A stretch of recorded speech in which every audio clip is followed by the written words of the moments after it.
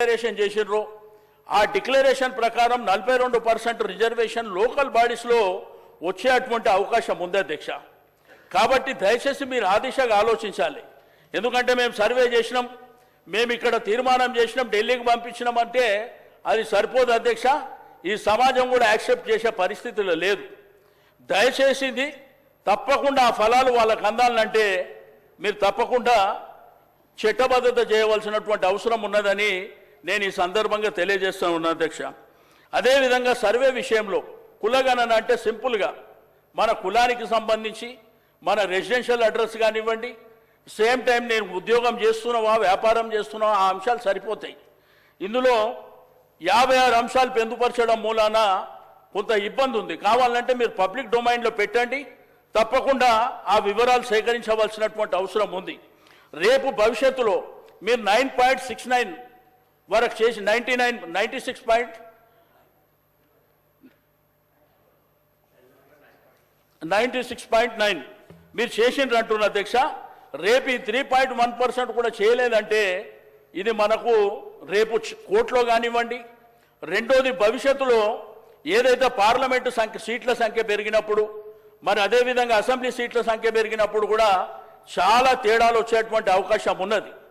రెండోది ఏంటంటే ఇక్కడ 21 లక్షల మంది బీసీలు చనిపోయినారు అనేటువంటి లెక్క ఒకటి కనిపిస్తుంది. మరి అదేవిధంగా ఎస్సీలు 1,79,000 మంది చనిపోయినారని, మరి అదేవిధంగా ముస్లింలు 1,66,000 మంది చనిపోయినారు అనేటువంటి ఒక లెక్క కూడా మరి మీకు సోషల్ మీడియాలో కానీ పేపర్లలో నేను చదివినటువంటిది. దయచేసి అది క్రాస్ చెక్ చేసుకోవాల్సిందిగా నేను ఈ సందర్భంగా తెలియజేస్తా ఉన్నాను. కానీ 2000 సోషల్ మీడియాలో వచ్చేదాన్ని ఎక్కడ కూడా విశ్వసించద్దు దయచేసి. మేము అటువంటిది ఎట్టుకుంటూ అందుకే అంటే మీకు ఒక మాట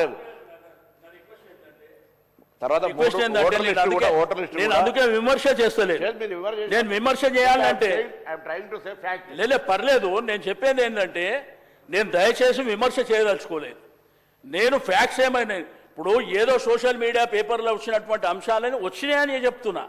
నేను చేయాలనుకుంటే వేరే రకంగా చేసేటువంటి అవకాశం ఉంటుంది. కాబట్టి దయచేసి దాన్ని పరిగణలోకి తీసుకోవాల్సినటువంటి అవసరం ఉన్నది. కాబట్టి నేను దయచేసి ప్రభుత్వానికి ముఖ్యమంత్రి గారికి నేను ఈ సందర్భంగా అడిగేది తప్పకుండా మీరు ప్రొఫార్మా మార్చి మీరు సింప్లిఫై చేసి తప్పకుండా మరొకసారి సర్వే చేసినట్టయితే మరి తప్పకుండా మనకు వివరాలన్నీ వచ్చేటువంటి అవకాశం ఉన్నది. దీంట్లో కులాల వారీగా తీసుకున్నప్పుడు కూడా ఏ కులం ఎంత అనేది కూడా మీరు చెప్పలేకపోయినారు. ఇప్పుడు ముఖ్యమంత్రి గారి స్టేట్మెంట్లో కూడా ఎస్సీలు ఇంత బీసీలు ఇంత అన్నారు. ఈరోజు బీసీ కులాలలో 193 కులాలు ఉన్నాయి.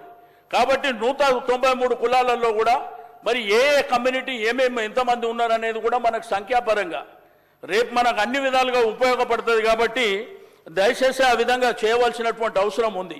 ఈరోజు గ్రేటర్ హైదరాబాద్ పరిధిలో తీసుకుంటే 30% కూడా జరగలేదు. నాకు పూర్తి ఇన్ఫర్మేషన్ ఉన్నది, మీరు కావాలంటే తెప్పించుకోండి.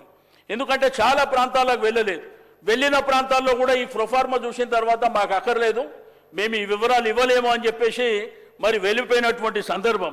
కాబట్టి ఈరోజు సరే స్వాతంత్రం వచ్చి 75 ఏళ్ళు అయిపోయింది.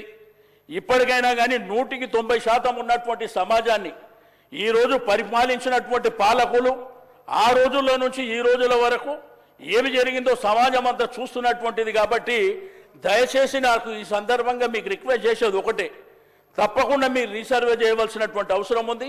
రెండోది ఇది తీర్మానం చేసి ఢిల్లీకి పంపించకుండా ఇక్కడ చట్టబద్ధత చేసి ఎలక్షన్ ఏవైతే లోకల్ బాడీ ఎలక్షన్ జరగబోతున్నాయని అనుకుంటున్నారో తప్పకుండా 42% రిజర్వేషన్ అయిన తర్వాతనే ఎన్నికలు జరపవలసిందిగా ఇచ్చినది కామారెడ్డి డిక్లరేషన్లో మీరు వచ్చినటువంటి హామీ. కాబట్టి మీరు 42%, అంతేగాని మేము కేంద్ర ప్రభుత్వానికి పంపిస్తాం, రాజకీయ పార్టీల పరంగా 42% మేము ఇస్తాము అంటే అది కుదరదు.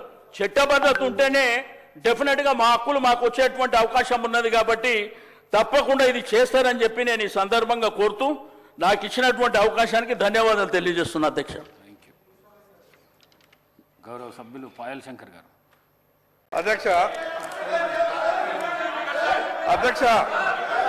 నేను చెప్పినటువంటి అధ్యక్ష గౌరవ ముఖ్యమంత్రి గారు. ఇప్పుడు 9.5 సంవత్సరాలు మంత్రిగా చేసిన మా తాతలు నేతులు తాగిండ్రు కాబట్టి మీరు మా మూతులు నాకండి.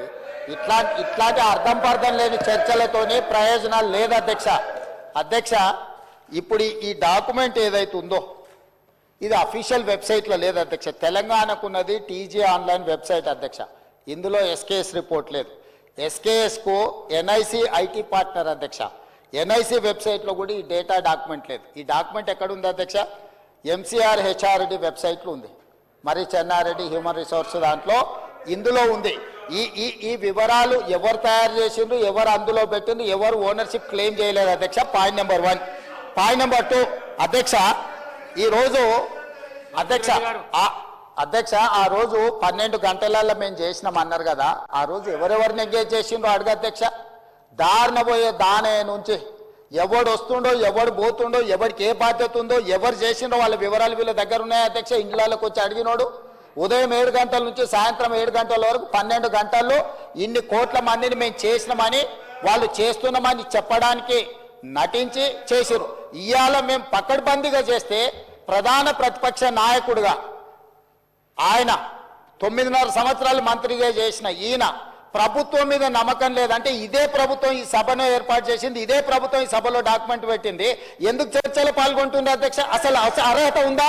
అసలు ఈ చర్చలో పాల్గొనే అర్హత ఉందా అధ్యక్ష? ప్రభుత్వం మీద నమ్మకం లేదని ప్రధాన ప్రతిపక్ష నాయకుడు ప్రభుత్వం మీద ప్రజాస్వామ్యం మీద నమ్మకం లేదని సభలకు రాకపోను వచ్చిన ఆయన ప్రత్యేకించి మాట్లాడుతుంటే నేను ఒక్కటే మాట చెప్పదలుచుకున్నాను అధ్యక్ష.